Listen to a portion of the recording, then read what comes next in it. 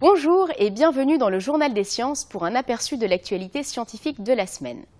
Au sommaire de ce numéro, des jeux sur mobile pour aider les chercheurs, un dinosaure punk découvert au Canada, la meilleure illusion d'optique de l'année et pour finir, le secret de la vision nocturne des papillons.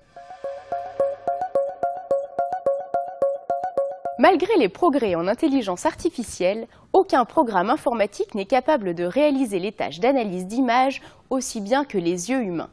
Or, dans le domaine de la recherche, des images à étudier, il y en a beaucoup. Pour faire gagner du temps à ces scientifiques, l'organisme de recherche contre le cancer du Royaume-Uni, le Cancer Research, utilise depuis quelques années une méthode originale, les jeux vidéo. Il a développé des jeux vidéo pour ordinateur et pour téléphone portable à destination du grand public. Les joueurs doivent par exemple identifier et compter les cellules anormales qu'ils observent dans des photos de tissus cancéreux.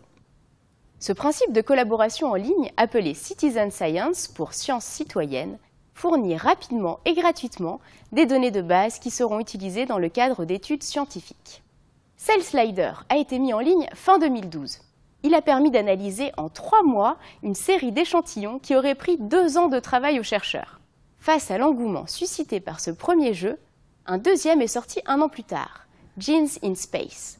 Le but est de traquer des anomalies génétiques sur des images de prélèvements provenant de patients en cours de traitement. Ces 2 projets ont apporté des informations sur 10 000 échantillons tumoraux et plus de 4 km d'ADN.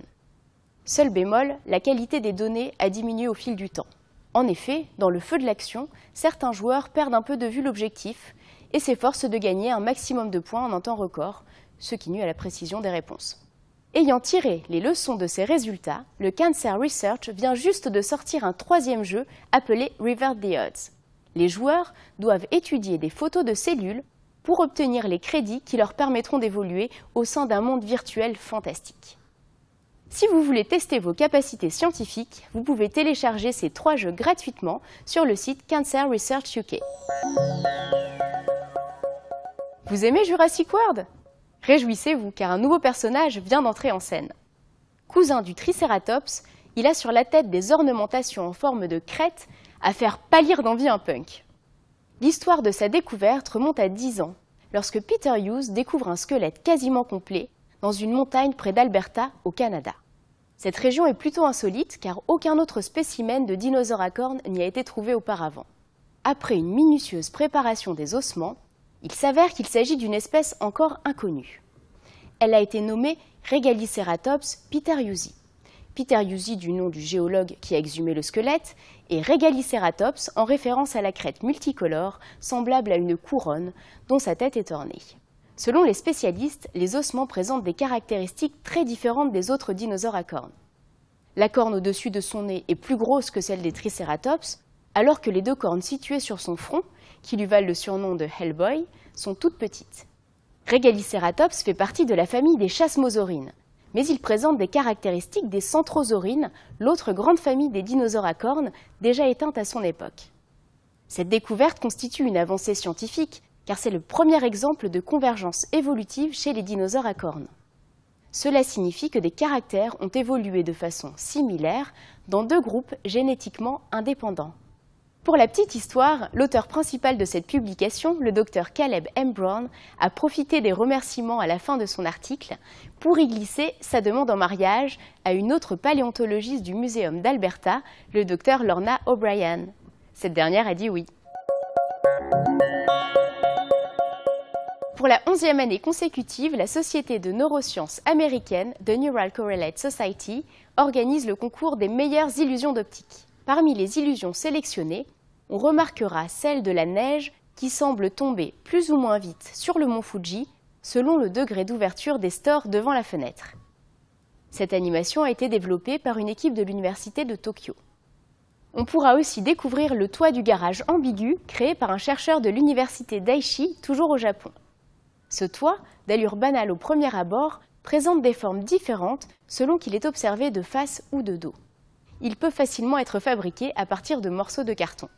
Parmi les finalistes, on trouvera également l'illusion du contrôle par l'esprit de la direction du mouvement, l'illusion du défilement du générique de Star Wars ou la fameuse robe aux couleurs trompeuses.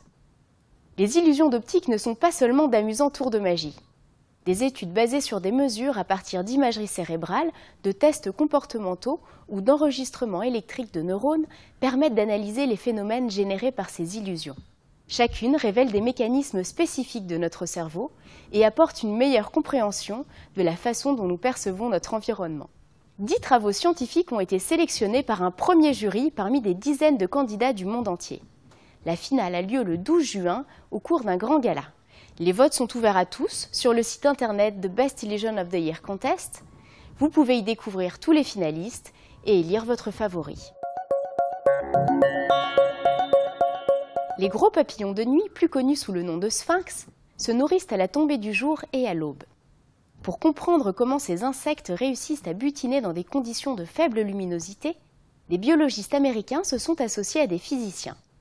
Ils ont étudié le comportement de spécimens de l'espèce Manduca sexta dans des conditions de luminosité variables recréées au sein d'un laboratoire. Les sphinx effectuent un vol stationnaire au-dessus des fleurs dont ils aspirent le nectar. Une vision nocturne précise leur est donc nécessaire pour distinguer des fleurs qui oscillent au gré du vent et rester en contact avec elles le temps de leur repas. Des études préalables ont émis l'hypothèse que la vision des insectes nocturnes fonctionne sur le même principe que les appareils photo. Plus il fait sombre et plus le temps de pause est long, pour augmenter la sensibilité à la lumière. Cependant, ce mécanisme limite la capacité à détecter les mouvements rapides, de la même manière que les moindres déplacements sur les photos avec une durée d'exposition longue les rendent flous. Alors, comment font ces lépidoptères pour localiser les fleurs en mouvement ? Pour répondre à cette question, l'équipe américaine a fabriqué des fleurs artificielles, un peu comme celle-ci, qu'elle a fait se déplacer à différentes fréquences grâce à des bras mécaniques mimant l'action du vent. Elle a constaté que selon la fréquence des mouvements des fleurs, la précision des insectes est très différente. Ils réussissent beaucoup mieux à atteindre leur cible quand les fleurs bougent à une fréquence inférieure à 1,7 Hz, soit un aller-retour toutes les 0,6 secondes. Or, une analyse des mouvements des fleurs dont se nourrissent ces papillons de nuit a révélé que 94% d'entre elles se déplacent sous l'action du vent à une fréquence inférieure à 1,7 Hz.